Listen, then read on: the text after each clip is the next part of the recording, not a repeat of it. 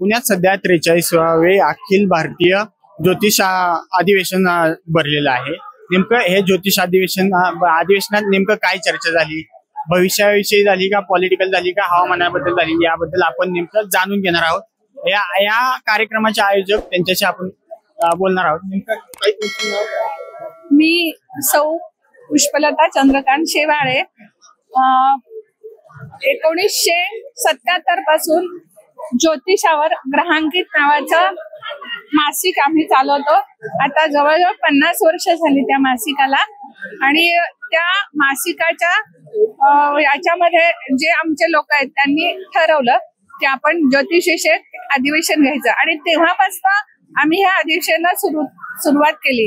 आणि ह्याचं स्वरूप मग हळूहळू एवढं वाढत गेलं की ते भारतीय पूर्ण स्तरावर गेलं। मग त्याच्यामुळे आपण एक दिवस हिंदी बाहेरच्या लोकांसाठी ठेवतो आणि दुसरा दिवस राज्यस्तरीय मराठीवर आपण ठेवतो। आणि याचं आयोजन चंद्रकांत शेवाळे करतात सगळं, आणि आमची भालचंद्र ज्योतिर्विद्यालय ही संस्था करते। आणि लोक खूप छान रिस्पॉन्स देतात ह्या अधिवेशनाला। अधिवेशन नेमकं काय चर्चा झाली? आम्ही सत्र सगळे ठरवतो आणि त्या सत्रामध्ये विषय वेगळे वेगळे, कारण अनेक अंग आहेत ज्योतिषाला। तर त्या ज्योतिषात आपल्याला वैदिक आहे, अंकशास्त्र, रमल आहे, नाडी आहे, अशा अनेक त्याचे हस्त सामुद्रिक आहे, वास्तू आहे, हे सगळे विषय। आणि त्याच्यातले आपण वेगळे वेगळे व्याख्याते आणि वक्ते म्हणजे बोलवतो, आणि ती त्याप्रमाणे ती सत्र बसून आपण साधारण 30-40 व्याख्यानं ठेवतो। आणि त्या लोकांना सगळे गेट टुगेदर असतं, सगळ्यांचा सत्कार करतो आपण इथे, आणि त्यातनं मोटिवेशन मिळतं लोकांना। सर, तुमचं नाव काय आणि मी कोणत्या विषयात ज्योतिषशास्त्र सांगता? मी निलेश कुलकर्णी, सातारा मराठी ज्योतिष मंडळ महाराष्ट्र राज्य म्हणून संघटना आहे, त्याचा अध्यक्ष आहे। ज्या पद्धतीनं इथं पुण्यामध्ये अखिल भारतीय अधिवेशन होतं त्याच पद्धतीने दरवर्षी आम्ही राज्यस्तरीय अधिवेशन सातारा येथे घेत असतो। आता हे अधिवेशन गेले 43 वर्ष, यावर्षी 43वा अधिवेशन आहे। या अधिवेशनात अनेक ज्येष्ठ तज्ञ म्हणजे जे ज्योतिषशास्त्र, वास्तुशास्त्र, रत्नशास्त्र, अंकशास्त्र, रमलशास्त्र अशा अनेक शास्त्रामध्ये तज्ञ असतात। अशा तज्ञांची व्याख्यानं नवोदित लोक म्हणजे जे नव्यानं या क्षेत्रात येत आहेत, ज्या क्षेत्रात शिकायला आवड त्यांना निर्माण झालेली आहे आणि त्यांना काहीतरी ज्ञान मिळवायचं आहे, त्यांच्यासाठी ह्याचा फायदा होतो की लोक यातनं ज्ञान घेण्याचा प्रयत्न करतात। लोकांना नेमकं ज्योतिषशास्त्र म्हणजे काय हेच माहित नाही, ते तुम्ही सांगा। ज्योतिष खरा प्रश्न आहे, हाच खरा प्रश्न आहे। अनेक लोकांना ज्योतिषशास्त्र म्हणजे काय हेच माहित नाही। आता आम्ही ज्योतिष तज्ञ आहोत। आम्ही ज्योतिष तज्ञ आहोत म्हणजे कोण आहोत? तर आम्ही देव नाही, आम्ही जादूगार नाही। म्हणजे एखाद्या व्यक्तीच्या डोक्यावर हात ठेवला की तो पास झाला असं होत नाहीये। तर ज्योतिषशास्त्र म्हणजे काय? एक सायन्स आहे। ज्या पद्धतीने एखादा डॉक्टर काम करतो, मग त्यामध्ये डॉक्टरचं कसं असतं की डॉक्टर एखाद्या पेशंटला बघतो, तपासतो, त्याचे डोळे बघतो, जीभ बघतो, त्याला काही प्रश्न विचारतो, त्याचबरोबर त्याचा आलेला ब्लड रिपोर्ट चेक करतो। त्या ब्लड रिपोर्टमध्ये हिमोग्लोबिन कमी येतं, त्याला हिमोग्लोबिनच्या गोळ्या देतो, त्याला बाबा कॅल्शियम कमी येतं, त्याला कॅल्शियमच्या गोळ्या देतो। अशा पद्धतीनं जे काही त्याला गरजेचं आहे ते औषध तो देतो। त्याच पद्धतीनं आमच्याकडे कुंडली, जसा डॉक्टरकडे ब्लड रिपोर्ट तसा आमच्याकडे कुंडली। आता ही कुंडली म्हणजे काय आहे? तर एखाद्या व्यक्तीची जन्मतारीख, जन्मवेळ, जन्म ठिकाण ह्याच्या आधारे ती बनते। आता जन्म तारीख, वेळ, ठिकाण हेच का पाहिजे? तर ज्या तारखेला, ज्या वेळेला, ज्या ठिकाणी त्या व्यक्तीचा जन्म झाला त्यावेळेला आकाशात ग्रहांची असलेली पोझिशन, त्या पोझिशनचा अप्पर व्ह्यू, वरून मारलेला फोटो म्हणजे कुंडली असते। मग ती कुंडली काय करते? त्या कुंडलीमध्ये 12 ग्रह असतात, 9 ग्रह असतात। जसं एखाद्या व्यक्तीनं बीजगणिताचा अभ्यास केलाय, A गुणिले म्हणलं की A गुणिले A वर्ग, A अधिक A म्हणलं की 2A, अशा पद्धतीने आमच्या ज्योतिषशास्त्राची सुद्धा पुस्तकं असतात। त्याच्यामध्ये काही नियम असतात, फॉर्म्युले असतात, ते आम्ही पाठ केलेले असतात। त्यामध्ये हे 9 ग्रह आहेत। समजा सूर्य चंद्र एकत्र आले तर काय होणार, सूर्य मंगळ एकत्र आले तर काय होणार, सूर्याची दृष्टी बुधावर पडली तर काय होणार, ह्याच्या आधारे काही नियम ठरलेले आहेत। त्या नियमाच्या आधारे त्या व्यक्तीच्या जीवनात, मग त्या व्यक्तीच्या जीवनात तिचं आरोग्य कसं असणार आहे, तिचं करिअर कसं असणार आहे, तिचं नोकरी कशी असणार आहे, का व्यवसाय करणार आहे, एखाद्या व्यक्तीचं नोकरी करू शकते, एखादी व्यवसाय करू शकते, पेक्षा ती कुठल्या क्षेत्रात काम करणार आहे हे त्याच्या आधारे आपल्याला सांगू शकतो।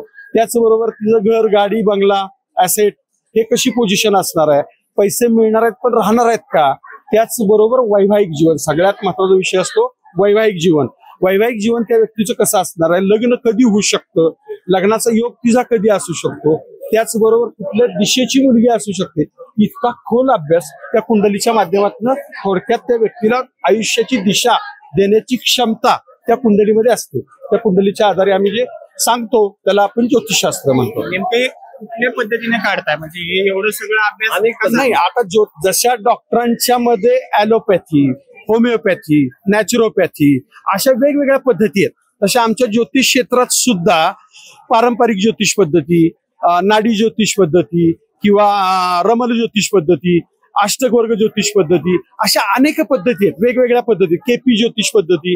आता प्रत्येकाची वेगळी वेगळी त्यामध्ये स्पेशालिटी असते. जसा एखादा डॉक्टर होमिओपॅथिक मध्ये सुद्धा मोठं नाव करतो, एखादा डॉक्टर ॲलोपॅथी मध्ये सुद्धा मोठं नाव करतो, त्याच पद्धतीनं ह्यामध्ये सुद्धा वेगवेगळ्या क्षेत्रात नाव केलेले आमचे ते तज्ज्ञ असतात आणि ते त्या आधारानं तुमचं बाकी सांगू शकतात, तुमचं आयुष्य घडवू शकतात.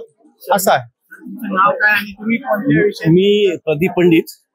आमच्याकडे अष्टकवर्ग ज्योतिष पद्धत नावाची पद्धत आहे, त्याच्यावर मी गेले 25 वर्ष काम करतोय. हे मी लिहिलेलं पुस्तक आणि अष्टकवर्ग किती ऍक्युरेट काम करतं यासाठी माझ्या पुस्तकात मी नरेंद्र मोदींवर लेख लिहिलेला आहे. आपल्याला जे नरेंद्र मोदी माहीत आहेत ते 100% आमच्या शास्त्रामध्ये दिसतं की यांनी लवकरच घर सोडलेलं आहे. कधी लिहिलं होतं तुम्ही? हे 5 वर्षापूर्वी. 5 वर्षापूर्वी. मोदींचं जे काय आयुष्य आहे ते सगळं 100% या पुस्तकामध्ये दिसतं. त्यामुळे ज्योतिषशास्त्र खरंच काम करतं का, त्याला हे चांगलं उत्तर आहे. आणि याच्यामध्ये सोनिया गांधींवर देखील मी लिहिलेलं आहे, राहुल गांधीवर देखील लिहिलंय. आताच तुम्हाला मी जे काय सांगितलं ते.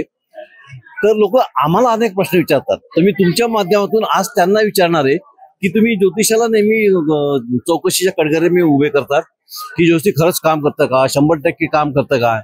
तुम्हाला आमच्याकडनं 100% उत्तराची अपेक्षा आहे. हीच अपेक्षा तुम्ही मेडिकल सायन्स किंवा हवामान खात्याकडनं का करत नाही.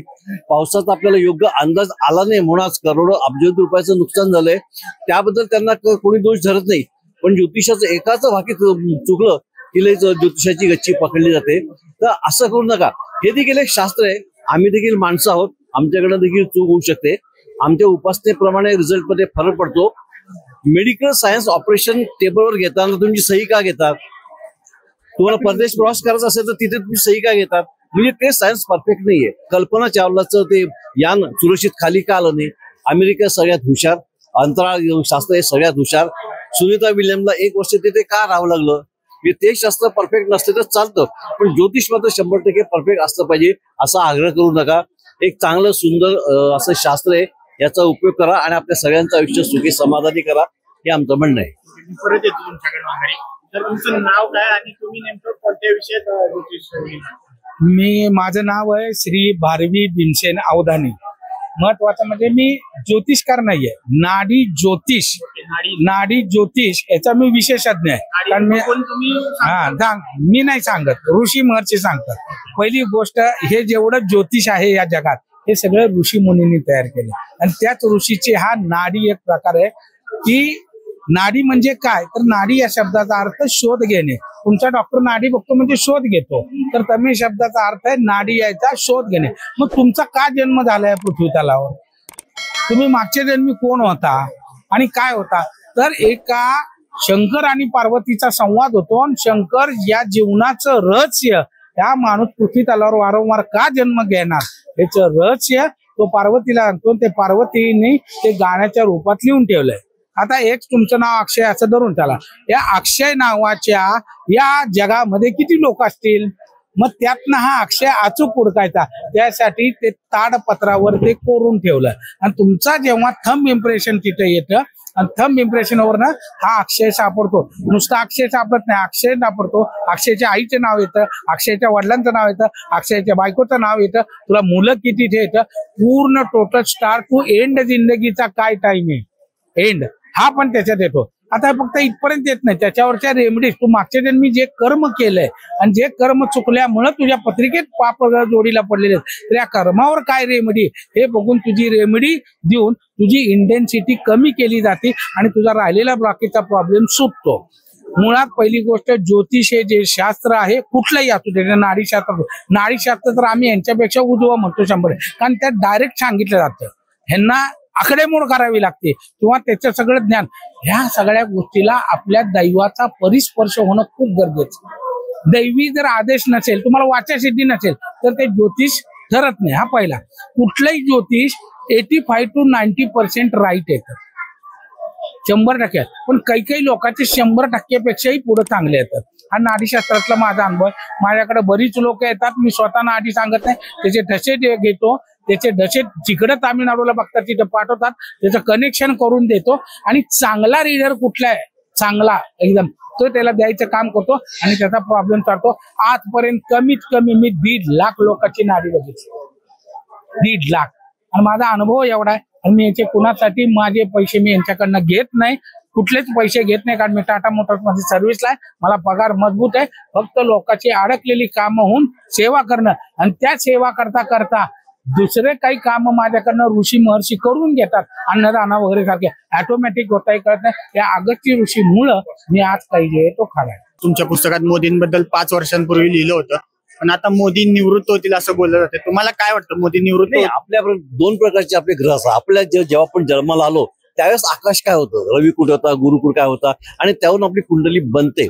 पण हे ग्रह प्रत्येक सेकंदाला फिरत आहेत. आमच्या भाषेत आम्ही त्याला गोचर म्हणतो. मग हे फिरता फिरता हे सगळे ग्रह कुठे गेलेले आहेत. मग काही वेळेस असं होतं की त्यावेळेस ते ग्रह आपले फेवरेबल असतात, फेवरेबल नसतात. 2014 मध्ये मोदी जेव्हा दिल्लीला गेले त्यावेळेस ग्रहांची त्यांना साथ मिळाली, पण ती कायमस्वरूपी कोणालाच नसते. मोदी काय कोणालाही, तर केव्हा केव्हा हे ग्रह आपल्या विरुद्ध देखील जातात. तर असा हा ग्रहांचा आपला मिळणारा सपोर्ट कमी कमी होत जातो, आणि त्यामुळे माणसाला आहे त्या क्षेत्रातून निवृत्त व्हावं लागतं किंवा निवृत्त केलं जातं. तो आपल्याला काळ देखील समजतो, तो आपल्याला समजला पाहिजे. जे लोकांनी आपल्याला उचलून फेकण्यापेक्षा आपण त्यातून बाजूला कसं व्हायचं हे देखील शास्त्र सांगतं. उलट निवृत्त होऊ नको, तुझा काळ अतिशय चांगला आहे, आणखीन 4 वर्ष कार्यरत राहा, हे देखील आपल्याला शास्त्र सांगतात. देवेंद्र फडणवीसांबद्दल तुम्हाला काय वाटतं, भविष्य कसं आहे देवेंद्र फडणवीसांचं? जंबी रेस्का घोडा, काल मी सांगितलं, आणि आज नव्हते ते दिल्लीला जाणार आणि या दोघांसाठी जागा खाली करणार. महाराष्ट्राच्या राजकारणात जर बघितलं तर देवेंद्र फडणवीस आणि अजितदादा दोघांच्या पत्रिका बऱ्यापैकी सेम आहेत, बऱ्यापैकी. दोघेही 7.5च्या काळात होते. 7.5च्या काळात गेल्या 5 वर्षाचा जर त्यांचा दोघांचा काळ बघितला तर होत्याचं नव्हतं आणि नव्हत्याचं होतं, दोघांनी अनुभवलं, तुम्ही बघितलंय. तसं आता त्या 7.5चा शेवटचा टप्पा त्या दोघांचा आता चाललेला आहे. आमच्या शास्त्रानुसार शेवटच्या 7.5च्या टप्प्यामध्ये एकदम चांगलं फळ शनी महाराज देतात, आणि ते फळ त्या दोघांनाही चांगलं काहीतरी मिळून जाईल असं आम्हाला वाटतं. शेवटी कसं असतं, त्यांची जी पत्रिका आम्हाला माहिती आहे त्या पत्रिकेच्या आधारे आम्ही बोलत असतो. त्यांची तारीख, वेळ, ठिकाण जी आम्हाला मिळाली त्याच्या आधारे आम्ही बोलत असतो. त्या आधाराने जर बघितलं तर त्या दोघांचे भविष्य अत्यंत अत्यंत अत्यंत चांगलं आहे. मला एकनाथ शिंदे नाराज दिसतात, मुख्यमंत्री मिळाल्यापासून ते नाराज आहेत सध्या. त्यांच्या ते महायुती सोडतील का? ते माहिती सोडणार नाही, आणि त्यांची पोझिशन दिवसेंदिवस स्ट्रॉंग होत जाणार. He is not लुझर. नाही, उत्तम त्यांची प्रकृती आणि आहे. उद्धव ठाकरेंबद्दल काय वाटतं? उद्धव ठाकरेंना परत बघितली, मी त्यावर लेख पण लिहिलेला आहे. पत्रिका म्हणजे आता दिवस पलटलेत, आणि पत्रिका पण इतकी वाईट नाही की त्यांना तुम्ही बेदखल करावं. ते राजकारणामध्ये राहणार, परंतु सोनियाचे दिवस परत येणार नाही. राज ठाकरे उद्धव ठाकरेंच्या युतीबद्दल तुम्हाला काय वाटतं? नाही होणार. पीएमसी निवडणुकीत काय होईल तुम्हाला? नाही, आता ते काल झलक दाखवली ना. एकच मिनिट सांगतो तुम्हाला एक या माझ्या जीवनातला घडलेला खूप अद्भुत प्रश्न सांगतो. देवेंद्र जेव्हा राष्ट्रवादी आणि हे एकत्र यायचं, एकत्र जे आहे, तर माझ्याकडे मी 3 दिवस अगोदर माझ्या नाडीत आलं होतं की राष्ट्रवादी आणि म्हणजे अजित पवार आणि देवेंद्र फडणवीस हे शपथ घेतील पहाटे 5 वाजता. मी माझ्या मित्रांना सांगितलं होतं आदल्या दिवशी, आणि दुसऱ्या दिवशी ते घडलं. अफलातून सेम 2019 साली याच अधिवेशनात ऑगस्टला अधिवेशन झालं होतं आणि ऑक्टोबरला निवडणूक होती विधानसभेची. तर त्यावेळेला एक मजा म्हणून सहज बघूया काय होतंय, गाजराची पुंगी वाजली ठीक, नाही वाजली काय हरकत नाही, अशा पद्धतीने मी भविष्य वर्तवलं होतं. मग त्यामध्ये शरद पवारांची पोझिशन काय असेल, अजितदादांची काय असेल, देवेंद्र फडणवीस काय असेल, काँग्रेसचे बाळासाहेब थोरात तत्कालीन अध्यक्ष होते काय असेल, हे सगळं इत्तम म्हणजे पक्षांना सीट किती होतील, कशा होतील, त्यामध्ये जरी सत्तेत राष्ट्रवादी नाही आली तरी अजितदादा महाराष्ट्रात सर्वाधिक मताने निवडून येतील, हे मी तेव्हा आणि त्यावेळेला फेसबुक पेजवर टाकलेलं आहे. तुम्ही आजही जाऊन सर्च केलं तर तुम्हाला ते सापडेल. हे अभ्यास कसं असतं, राजकीय नेत्यांची पत्रिका, आता जसं मगाशी तुम्ही विचारलं उद्धव ठाकरे राज ठाकरे काय होईल, आता दोघांची युती बघताना त्या दोघांची वेगवेगळ्या पत्रिका अभ्यासाव्या लागतात. मग त्या दोघांच्या पत्रिकेमध्ये एकाची पत्रिका आणि एकाची पत्रिका, त्या पत्रिकेमध्ये काय प्लस आहे काय मायनस आहे ह्या पॉईंटचा अभ्यास करून त्या प्लस मायनसचा दोघांना एकत्र किती फायदा होईल ह्याचा अभ्यास करावा लागतो आणि मग त्या दोघांचं भविष्य. पण बऱ्यापैकी चित्र बघता त्याची झलक आता आपल्याला बेस्टच्या निवडणुकीत झालेलं दिसलेली आहे. ते चित्र पुढे दिसेल, फारसं काही वेगळं बदलेल असं वाटत नाही. राहुल गांधींबद्दल नेमकं तुम्हाला काय वाटतं? कसं आहे, आता अनेक लोक राशीवरती बोलतात. आता नरेंद्र मोदींची रास वृश्चिक आहे, राहुल गांधींची रास वृश्चिक आहे. आता अगदी त्याच्या पुढे जाऊन मी सांगेन माझी पण रास वृश्चिक आहे. आता राशीप्रमाणे बघितलं तर आम्ही तिघे पंतप्रधान पाहिजे होतो, असं होत नसतं. ह्याचं कारण काय, तर रास ही एका चंद्रावरनं बघितली जाते. पण त्या पत्रिकेत बाकीचे ग्रह काय करतात आणि त्याचबरोबर मगाशी मी सांगितल्याप्रमाणे कर्म सुद्धा कुठल्या माणसाचं भविष्य ठरवायला गरजेचं असतं. मग थोडंसं मोदींची दिनचर्या जर तुम्ही बघितली तर प्रचंड आध्यात्मिक धार्मिक वेगळ्या पद्धतीने एक उंची विचाराची असलेली व्यक्ती, ह्याचा फायदा त्यांच्या जीवनात सुद्धा त्यांना होत असतो. मग तुम्ही जर बघितलं ज्या 7.5च्या काळात अनेक लोक गटांगळ्या खातात, त्या 7.5च्या काळात नरेंद्र मोदी 2 वेळा पंतप्रधान झाले, लक्षात घ्या. पण ते काही अडचण नाही आली. तसाच काळ आता सुद्धा झालेल्या 2024च्या निवडणुकीत सुद्धा तसाच होता. ते 400 पार जरी म्हणत होते तरी सुद्धा त्यांच्या पत्रिकेनुसार बघितलं तर त्यांना 400 पार होणं सोपं नव्हतं. पण तरी त्यांच्या काही गोष्टी त्यांनी ज्या काही केल्या असतील, पाळल्या असतील, फॉलो केले असतील, त्याचा फायदा त्यांच्या विजयामध्ये झाला. काटावरती का असेना, आधांतरी का असेना, पण त्यांना बहुमत मिळालं आणि आता त्यांचा काळ सुधारतोय. तो सुधारल्यानंतर ते नक्कीच अजून चांगलं वातावरण तयार करतात. राहुल गांधींचा विचार करता राहुल गांधींची पत्रिका तेवढी मोदींच्या तुलनेत स्ट्रॉंग वाटत नाही. आणि कसं होतं, थोडंसं बाकीच्याही गोष्टी काही बघितल्या जातात, त्यांची दिनचर्या कशी आहे, त्यांची वर्तणूक कशी आहे, ह्या गोष्टीमध्ये फायदा होतो. तर ते त्या तुलनेत फिके वाटतात. 2019ला काय होईल, देशात परिवर्तन होईल असं वाटतं का राज्यात आणि देशात? आता हे कसं असतं, 2029 आज चालू आहे 2025, 4 वर्षानंतर काय होईल ह्याचा अभ्यास आम्ही आता करत नसतो. आता कदाचित 2029ला निवडणूक लागणार आहे का 2030ला लागणार आहे का अगोदर होणार आहे हे आपल्याला आज माहित नाहीये. मग आमचं प्रिडिक्शन कधी येतं तर ज्या वेळेला निवडणूक जाहीर होते, मग त्या निवडणुकीच्या दिवशी मतदान होताना त्या व्यक्तींची पोझिशन पत्रिकेनुसार काय आहे आणि त्याचबरोबर निकाल लागतो. निकाल लागल्यावर परिस्थिती काय आहे. 2019ला तुम्ही जर फेसबुक पेजला माझ्या गेला तर मी तुम्हाला सांगितलेलं होतं की त्यावेळची 15 ऑक्टोबर तारीख मला आठवतीये. 15 ऑक्टोबरला एक ग्रह बदलणार होता कुणाच्या, देवेंद्र फडणवीसांच्या पत्रिकेत. तर तो ग्रह जर बदलला 15ला तर देवेंद्र फडणवीस मुख्यमंत्री होणार नाहीत. 15 ऑक्टोबरच्या आधी जर देवेंद्र मुख्यमंत्री झाले तर ते मुख्यमंत्री होतील, हे मी त्यावेळेला जाहीर बोललेलो आहे. ते ग्रहरचना 15 ऑक्टोबर पर्यंत त्यांचं आणि उद्धव ठाकरेंचं जमलंच नाही, पॅचअप झालं नाही आणि सत्ता गेली. 2.5 वर्ष महाविकास आघाडीची सत्ता आली होती. म्हणजे तुम्हाला ग्रहरचना ही नक्की कारणीभूत ठरत असते. ह्याची अनेक उदाहरणं ठोसपणा आम्ही देतो. आता प्रश्न असा आहे की आता जो गुजरातमध्ये मोठा विमान अपघात झाला होता, ते आधी का कळलं नाही? एवढे ज्योतिष लोक आहेत, त्यांना का कळलं नाही?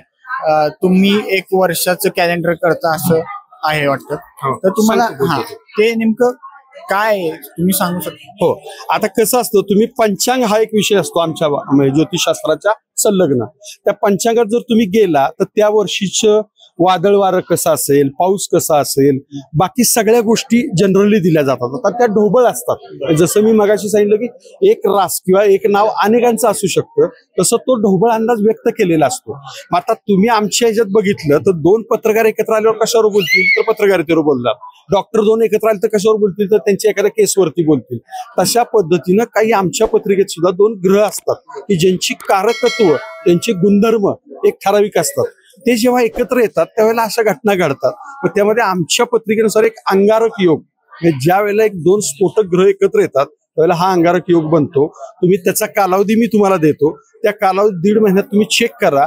त्या कालावधीमध्ये अनेकांचे मोठे अपघात झाले, बल्कमध्ये लोक गेली. विमान अपघात, घरं पडणे, आगी लागणे किंवा अगदी राजकीय राजीनामे होणे, हा तो काळ होता की त्या काळामध्ये हे घडणार होता. असं एखाद्या पंचांगात सांगितले ती घटना घडली असं नाही. आता पंचांगात कसं ढोबळ दिलेली असते साधारण, तुम्ही प्रॉपर एखाद्या व्यक्तीचं जेव्हा समोर घेऊन येता त्यावेळेला त्या व्यक्तीबद्दल बोलणं फार सोपं असतं. 10 व्यक्तींच्या बद्दल बोलणं की हे असं करतील, एखाद्याची पत्रिका वेगळी असू शकतील. त्यात सांगितलेलं असतं की आर्थिक मंदी येईल. आता आर्थिक मंदी येईल साधारण 20 पत्रिका धरलेल्या असतात, पण त्या 20 मध्ये 2 पत्रिका अशा असतात की त्यांच्या आयुष्यात मोठा आर्थिक लाभ होण्याचे फायदे असतात, संधी असते. मग त्या दोघांना मात्र आर्थिक फायदा झालेला दिसतो. मग ते जर आमच्या पुढे येऊन म्हणतील की तुम्ही म्हणला आर्थिक मंदी आली आणि असं का घडलं, तर ते त्यामुळे घडत असते. वैयक्तिक पत्रिका ह्या प्रत्येकाच्या वेगवेगळ्या ऑपरेट होत असतात अशा बद्दल. तर ज्योतिषशास्त्र हा यावर विश्वास ठेवायचा न ठेवायचा हा ज्याचा त्याचा प्रश्न आहे. पण पुण्यात एवढ्या मोठ्या प्रमाणात ज्योतिष एकत्र येतात हे कुतूहलाचा विषय आहे आणि त्यांची जी झालेली चर्चा आहे याबद्दल ही लोकांना जाणून घ्यावं असं वाटतं. ते सांगण्याचा आपला प्रयत्न होता. अक्षय साबळे, आपलं महानगर, पुणे.